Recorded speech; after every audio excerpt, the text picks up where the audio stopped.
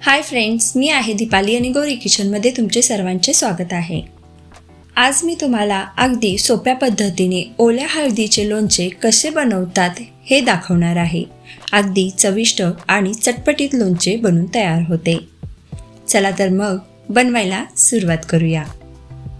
ही ओली हळद आहे। वजनी प्रमाणात 400 ग्रॅम हळद आहे। ही हळद स्वच्छ धुवून कोरडी करून घेतली आहे। यामध्ये थोडेही पाणी राहिले नाही पाहिजे। पूर्णपणे सुकवून कोरडी करून घ्यायची। इथे मी आले घेतले आहे। आले पण स्वच्छ धुवून कोरडे करून घेतले आहे। एवढे आले मी घेतले आहे। वजनी प्रमाणात नाही सांगत, तुमच्या आवडीनुसार घालू शकता। नको असल्यास स्किपही करू शकता। इथे लिंबूही लागणार आहेत, 3 ते 4 मीडियम आकाराचे।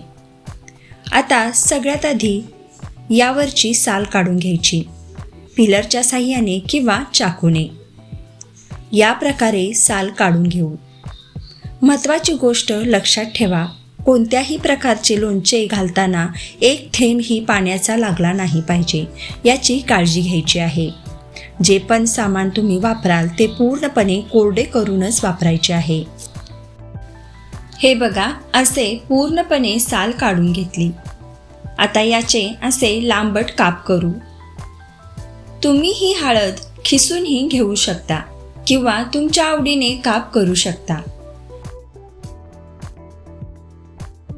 मी असे काप केले आहेत। इथे मी आल्याचेही काप केले आहेत आणि 1-2 हिरवी मिरची सुद्धा घातली आहे। आता इथे मी अर्धी वाटी तेल कडकडीत तापवून घेतले आहे। यामध्ये 7 ते 8 लवंग टाकूया आणि पटकन यावर झाकण झाकू, जेणेकरून लवंग बाहेर उडणार नाहीत। तडतड आवाज बंद झाल्यावर झाकण काढून घेऊ।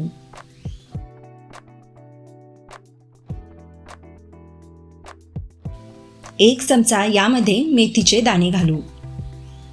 अर्धी वाटी मोहरीची डाळ, आवडीनुसार लाल तिखट, 1 चमचा हिंग, लसूणच्या पाकळ्या अर्धी वाटी। हे सगळे मसाले छान तेलामध्ये परतून घेऊ।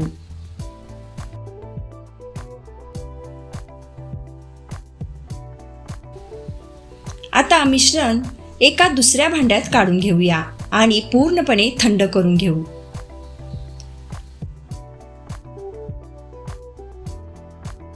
मिश्रण थंड झाले आहे।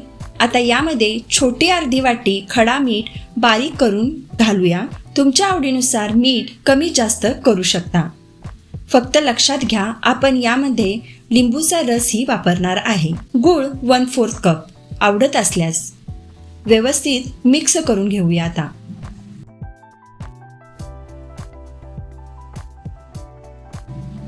मिक्स झाल्यावर मिरची, हळद, आले घालून घेऊ आणि मसाल्यामध्ये एकजीव करून घेऊ।